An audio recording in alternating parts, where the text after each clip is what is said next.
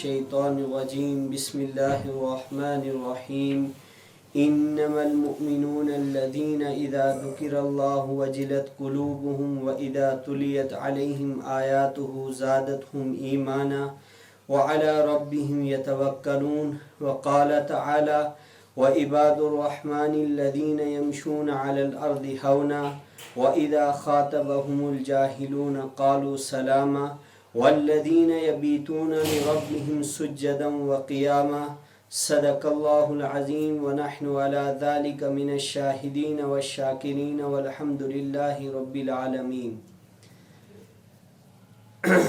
اللہ تبارک و تعالی نے قرآن پاک میں ایمان والوں کی کچھ اہم صفات کو بیان کیا، جن صفات کا ہونا ہر ایمان والے کے اندر ضروری ہے۔ کل میں نے آپ کے سامنے 5 صفات کا تذکرہ کیا تھا جن کو اللہ تعالیٰ نے سورہ انفال میں بیان کیا ہے۔ آج سورہ فرقان کے اندر جو 19ویں پارے میں ہے، اللہ تعالیٰ نے یہاں تقریباً ایمان والوں کی 13 صفات کو بیان کیا ہے۔ پہلی صفت یہ بیان کی کہ وَعِبَادُ الرَّحْمَنِ الَّذِينَ يَمْشُونَ عَلَى الْأَرْضِ هَوْنًا، اللہ کے بندے وہ ہوتے ہیں جو اللہ کی زمین پر عاجزی کے ساتھ چلتے ہیں۔ یمشون علی الارض ہونا، یعنی ان کی چال اور چلن سے ہی پتہ چلتا ہے کہ یہ ایمان والے ہیں، یہ مسلمان ہیں۔ گویا کہ انسان کی چال اور چلن کے اندر بھی عاجزی ہونی چاہیے، اور گفتار یعنی بول چال کے اندر بھی عاجزی ہونی چاہیے۔ رحمت عالم صلی اللہ علیہ وسلم کتنی عاجزی کو اختیار کرتے تھے۔ ایک حدیث پاک میں آیا ہے کہ مدینہ منورہ کی کوئی بھی باندی اگر چاہتی تو اللہ کے حبیب کے ہاتھ کو پکڑتی فَتَذْهَبُ بِهَا إِلَى مَا تَشَاءُ، تو رحمت عالم صلی اللہ علیہ وسلم کو مدینہ کے جس علاقے میں بھی لے جانا چاہتی تو وہ لے جا سکتی تھی۔ یعنی آپ صلی اللہ علیہ وسلم کسی کے کہنے اور کسی کے بولنے پر فوراً اس کے مطابق عمل کرتے تھے۔ یعنی یہ بتانا مقصد ہے اس حدیث پاک کا کہ اللہ کے حبیب کے اندر بہت زیادہ عاجزی اور انکساری تھی۔ کسی انسان کے اندر عاجزی اور انکساری کا ہونا یہ ایمان کی علامت ہے۔ قرآن پاک نے بھی کہا وَلَا تَمْشِي فِي الْأَرْضِ مَرَحًا، اللہ کی زمین پر اکڑ کر چلنا، اکڑ کر کسی کے ساتھ بولنا اور اپنے آپ کا روب اور دبدبہ کسی پر جمانا، یہ ایمان کی علامت نہیں ہے، یہ ایمان کے نقص کی علامت ہے۔ تو پہلی صفت ہمارے اندر بول چال میں اور اسی طرح ہر کام کے اندر عاجزی ہونی چاہیے، یہ ایمانی علامت ہے۔ ہمارے حبیب رحمت عالم صلی اللہ علیہ وسلم کی صفات میں سے ایک اہم صفت ہے۔ دوسری صفت کیا بیان کی؟ وَإِذَا خَاطَبَهُمُ الْجَاهِلُونَ قَالُوا سَلَامًا، جب کسی جاہل انسان کے ساتھ کسی کا واسطہ پڑتا ہے قَالُوا سَلَامًا، سلامتی والی بات کہہ کر اس سے الگ ہو جاتے ہیں۔ ہر انسان کے مزاج کے اندر فرق ہوتا ہے، کوئی انسان بہت سخت مزاج کا ہوتا ہے، کوئی بہت نرم مزاج کا ہوتا ہے، کوئی دونوں کے بیچ والا ہوتا ہے، نہ زیادہ سخت نہ زیادہ نرم۔ جہاں پر اس کو غصہ کرنے کی ضرورت پڑتی ہے وہاں غصہ کرتا ہے، اور جہاں نہیں پڑتی ہے وہاں رک جاتا ہے۔ تو قرآن پاک نے کہا وَإِذَا خَاطَبَهُمُ الْجَاهِلُونَ قَالُوا سَلَامًا، ایمان والے کی صفت یہ ہونی چاہیے جب بھی کسی جھگڑالو آدمی کے ساتھ، کسی الجھن والے اور جاہل انسان کے ساتھ واسطہ پڑ جائے تو جھگڑے کی اگر نوبت آئے تو جھگڑا نہیں کرتا ہے، قَالُوا سَلَامًا، سلامتی والی، امن والی اور سکون والی بات کہہ کر اس سے الگ ہو جاتا ہے۔ ایک مطلب اس کا یہ بھی ہے کہ اس سے صرف السلام علیکم ورحمت اللہ سلام کہہ کر اس سے الگ ہو جاتا ہے، زیادہ اس سے گفتگو نہیں کرتا ہے۔ اگر اس سے اور بات بڑھائے گا تو جھگڑا بڑھ جائے گا۔ تو دوسری صفت ایمان والے کی یہ ہے کہ جھگڑا نہیں پسند کرتا ہے، جھگڑوں سے الگ رہنا پسند کرتا ہے، تو یہ ایمان کی علامت ہے۔ تیسری صفت بیان کی وَالَّذِينَ يَبِيتُونَ لِرَبِّهِمْ سُجَّدًا وَقِيَامًا، ایمان والے وہ ہوتے ہیں جو رات گزارتے ہیں سجدًا وقیاما، سجدے کی حالت میں اور قیام کی حالت میں۔ رات کے وقت کے اندر جاگنا، کوئی بھی جتنے بھی آپ اولیاء اللہ دیکھیں گے یا انبیاء کی فہرست کو دیکھیں گے، ان کی تاریخ کو آپ پڑھیں گے اسلامی اعتبار سے، ہر وہ بندہ جو اللہ سے زیادہ قریب ہوا ہے اس کا ایک اہم کام یہ رہا ہے کہ رات کو جاگنے کا کام. یعنی رات کو جاگنے کا مطلب نہیں ہے پوری رات جاگے، صبح کے وقت میں جو آخری پہر ہے، قرآن پاک نے بیان کیا. صحابہ کرام کی صفات کے بارے میں قرآن پاک بیان کرتا ہے وَبِالْأَسْحَارِ هُمْ يَسْتَغْفِرُونَ، سحری کے وقت میں آخری رات کے حصے میں اٹھ کر استغفار کرتے تھے، اپنے گناہوں کی معافی چاہتے تھے. اور دوسری جگہ قرآن پاک نے کہا تَتَجَافَى جُنُوبُهُمْ عَنِ الْمَضَاجِعِ يَدْعُونَ رَبَّهُمْ خَوْفًا وَطَمَعًا. صحابہ کرام کا کام تو یہ ہوتا تھا کہ بستروں سے ان کے پہلو زیادہ الگ رہتے تھے. صبح کے وقت میں کیا کرتے تھے؟ یدعون ربهم خوفا وطمعا، اپنے رب کو پکارتے تھے خوفا ڈرتے ہوئے، وطمعا اور لالچ کرتے ہوئے. لالچ کرتے تھے جنت کی اور ڈرتے تھے جہنم سے. اللہ تعالیٰ سے مانگتے رہتے تھے کہ اللہ جہنم کے عذاب سے ہمیں بچا اور جنت میں ہمیں داخل فرما. یہ وہ صحابہ ہیں جن کے بارے میں قرآن پاک پہلے سے کہتا ہے اولئک الذین امتحن اللہ قلوبہم للتقوی، یہ تو وہی لوگ ہیں جن کے دلوں کو اللہ تعالیٰ نے تقوی کے لیے خالص کر دیا. لیکن اس کے باوجود قرآن پاک کہتا ہے وَبِالْأَسْحَارِ هُمْ يَسْتَغْفِرُونَ، صبح کے وقت میں اٹھ کر اللہ کے سامنے استغفار کرتے تھے، گناہوں کی معافی چاہتے تھے. تو گویا کہ ہر بندے کی ایک اہم صفت اور خاص طور سے ایمان والوں کی صفات میں سے صبح کے وقت میں جاگنا. رمضان مبارک کے مہینے کے اندر تو ہر انسان جاگتا ہے، یا تو اس کی مجبوری بن جاتی ہے یا ایک ماحول، اور قرآن اس مقدس مہینے کی برکات ہوتے ہیں، اس کے اثرات ہوتے ہیں. ہر جو انسان کبھی نہیں جاگتا ہے آج الحمدللہ وہ جاگ جاتا ہے، لیکن اس کا مطلب نہیں ہے صرف ایک مہینے تک محدود رہے یہ کام. قرآن پاک نے دوسری جگہ فرمایا ان ناشئۃ اللیل ہی اشد وطئا واقوم قیلا، رات کا جاگنا تو انسان کے دلوں کو سنوارتا ہے، رونتا ہے، بناتا ہے، اور اس کی زبان سے اچھی اچھی باتوں کو صبح کے وقت میں نکالتا ہے. پہلے پہر میں وہ آرام کرتا ہے تو آرام کرنے کے بعد اس کا دل مطمئن ہو جاتا ہے اور ہر گندے کام سے وہ ہٹ کر کوئی وقت گزارتا ہے. اس کے بعد اپنے رب کے سامنے اگر کوئی بات کہے گا، شکایت کرے گا، تو اللہ کے حبیب فرماتے ہیں اس وقت کے کاموں کو، اس وقت کی دعاؤں کو اللہ تعالیٰ فوراً قبول کر دیتا ہے. تو اس طرح رمضان میں ہماری عادت تو بن جاتی ہے، لیکن ہم سب کو یہ اہتمام کرنا چاہیے کہ اس مقدس مہینے کے بعد بھی 11 مہینوں کے اندر صبح کے وقت میں جاگنے کا اہتمام کریں. ایمان والوں کا کام یہ ہے کہ صبح میں جلدی جاگتے ہیں، اور غیر ایمان والوں کا کام یہ ہے کہ صبح کے وقت میں جلدی نہیں جاگتے ہیں. ایک علامت یہ بھی ہے بین الکافری والمسلم، مسلمان اور کافر کے درمیان ایک فرق یہ بھی بیان کیا جاتا ہے، اس لیے اس کی بھی عادت ڈالیں گے. چوتھی صفت اسی سورہ فرقان کے اندر اللہ تعالیٰ نے بیان کی والذین یقولون ربنا اصرف عنا عذاب جہنم ان عذابها کان غراما انہا ساعت مستقرا ومقاما.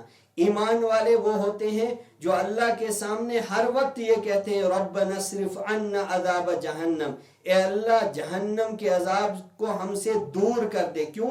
انہا ساعت مستقرا ومقاما، ایک تو اس کا عذاب سخت ہے، اور اگر کسی کو جہنم کا ٹھکانہ مل جائے، قرآن پاک کہتا ہے انہا ساعت مستقرا ومقاما، یہ بہت بڑا خطرناک ٹھکانہ ہے، بہت سخت درد دینے والا اور دکھ اور تکلیف دینے والا ٹھکانہ ہے. اگر کسی کو مل گیا یہ ٹھکانہ تو اس کے لیے تو ساری زندگی کا حال بے حال بن جائے گا، اس کی زندگی کا تو دنیا کے اندر آنے کا فائدہ ہی نہیں ہوا، وہ تو ہمیشہ عذاب میں رہے گا. اس لیے کہ موت کے بعد کسی کو عذاب مل جائے تو دائمی عذاب، کسی کو جنت مل جائے تو ہمیشہ خوش رہے گا.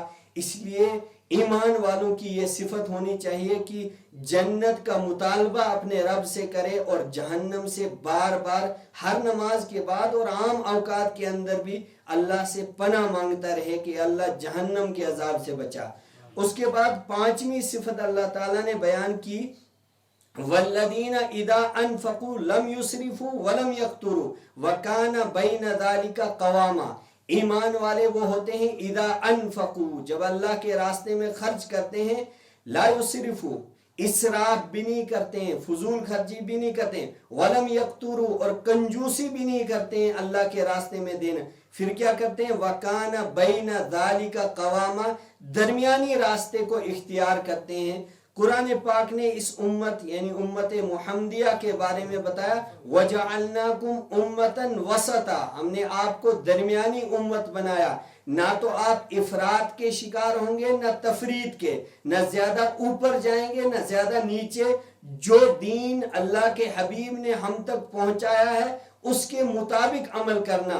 مطلب کیا ہے کہ اسراف نہیں کرتے ہیں۔ کچھ لوگ ایسے ہوں گے کہ ان کے پاس جتنا پیسہ ہے سارا خرچ کر دیا اور پیچھے بیوی بھی بھوکی مر رہی ہے، بچے بھی بھوکے مر رہے ہیں۔ نہیں، قرآن پاک نے کہا لا یسرفو، اسراف نہیں کرتے ہیں، یعنی کچھ نہ کچھ اپنا حصہ بچا کر رکھتے ہیں، جتنی ضرورت ہے اس کو باقی رکھتے ہیں، جو ضرورت سے زائد پیسہ ہے اس کو اللہ کے راستے میں خرچ کرتے ہیں۔ اور کچھ کی یہ صفات ہوتی ہیں، بالکل اتنا اللہ تعالیٰ نے دیا ہے لیکن اللہ کے راستے میں خرچ نہیں کرتے ہیں۔ تو قرآن پاک نے کہا کہ نہیں، ایمان والے کے اندر یہ دونوں صفتیں ہوتی ہیں، کیا؟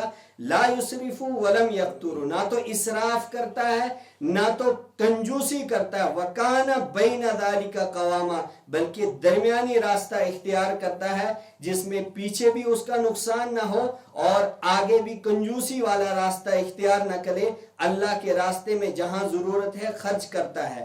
اور اس کے بعد چھٹی صفت کو اللہ تعالیٰ نے بیان کیا کہ وہ لوگ ہوتے ہیں والذین لا يدعون مع اللہ الہا آخر، ایمان والے وہ ہوتے ہیں جو اللہ کے ساتھ کسی کو شریک نہیں ٹھہراتے ہیں، پکارتے نہیں ہیں۔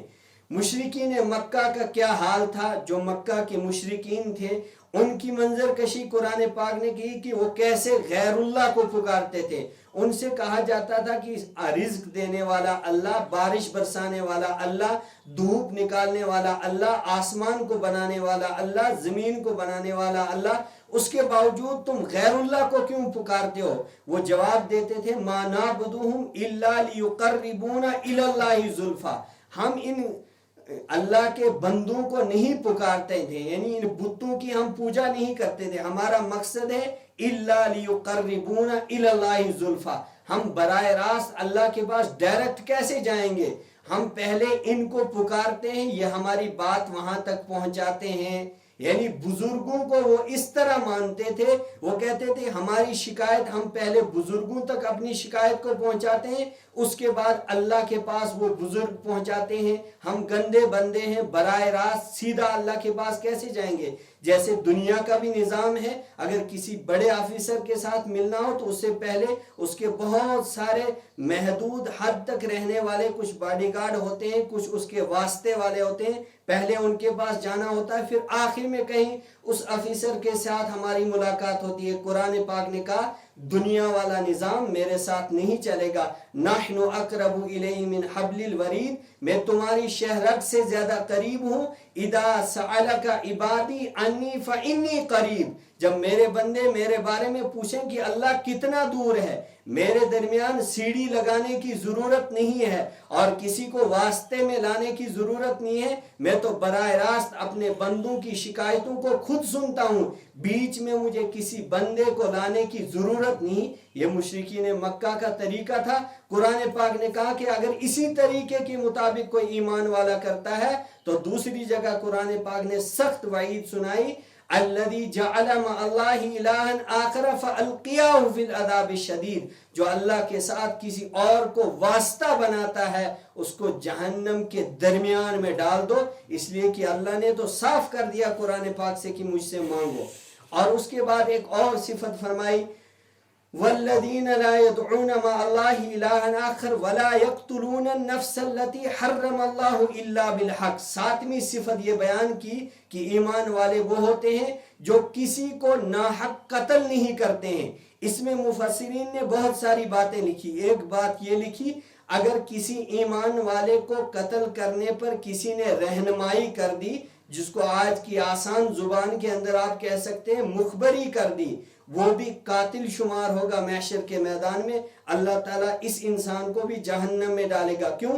قرآن پاک کی دوسری جگہ آیت میں آیا ہے مَن يَقْتُلْ مُؤْمِنًا مُتَعَمِّدًا فَجَزَاؤُهُ جَهَنَّمْ خَالِدًا فِيهَا. جو کسی ایمان والے کو بغیر ناحق قتل کروا دے گا اللہ تعالیٰ اس کو جہنم کے اندر ڈالے گا. چند مہینے کے لیے نہیں، خالدن فیہا، کافر کی طرح ہمیشہ ہمیش جہنم کے اندر رہے گا. تو کسی بھی ایمان والے کو جس نے تمہارا کوئی حق نہیں کھایا اس کی طرف کسی ظالم انسان کی رہنمائی اور مخبری کرا کر اس کو قتل کروانا قرآن کے انداز سے معلوم ہوتا ہے کہ جس طرح کافر ہمیشہ جہنم میں رہے گا، وہ قتل کروانے والا یا خود کرنے والا قاتل بھی ہمیشہ ہمیشہ جہنم میں رہے گا.